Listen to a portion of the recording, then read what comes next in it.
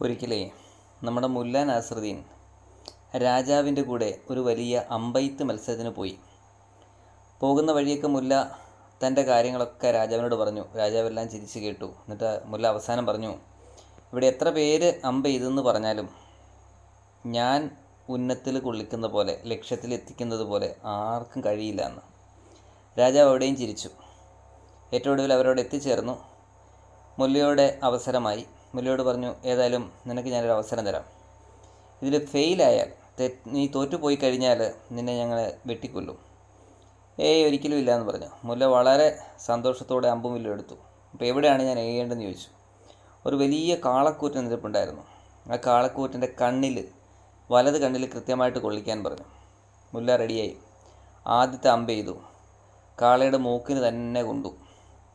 മുല്ല ആർത്ത് അട്ടഹസിച്ചിട്ട് പറഞ്ഞു, അങ്ങയുടെ മന്ത്രി അമ്പെയ്തിരുന്നെങ്കിൽ ഇവിടെ ഇതുപോലെ കാളക്കൂറ്റൻ്റെ മൂക്കിലേ കൊള്ളുമായിരുന്നുള്ളൂ എന്ന്. അടുത്ത അമ്പെടുത്തു, നേരെ എയ്തു. അത് കാളക്കൂറ്റൻ്റെ ചെവിയിൽ കൊണ്ടു. അന്നേരം പറഞ്ഞു, താങ്കളുടെ സേനാനായകൻ അമ്പെയ്തിരുന്നെങ്കിൽ പോലും ഇങ്ങനെ ഇവിടെ മാത്രമേ എത്തുകയുള്ളായിരുന്നു. വീണ്ടും അദ്ദേഹം അമ്പെടുത്തു. ആൾക്കാർ അമ്പരന്ന് നിന്നു, ശങ്കിച്ചു നിന്നു, ചിലർ ചിരിച്ചു.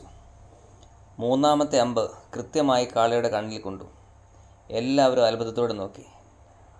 നാസറുദ്ദീൻ പറഞ്ഞു, ഞാൻ താങ്കളോട് പറഞ്ഞില്ലേ എൻ്റെ ലക്ഷ്യം ഒരിക്കലും തെറ്റില്ല എന്ന്. ഇത്ര കൃത്യമായി എയ്യുവാൻ എനിക്ക് കഴിയുമെന്ന്. രാജാവ് സ്തബ്ധിച്ച് ശ്രദ്ധിച്ച് നാസറുദ്ദീൻ്റെ ഓരോ വാക്കുകൾ കേൾക്കും തോറും ആരവങ്ങൾ മുഴങ്ങിക്കൊണ്ടേയിരുന്നു.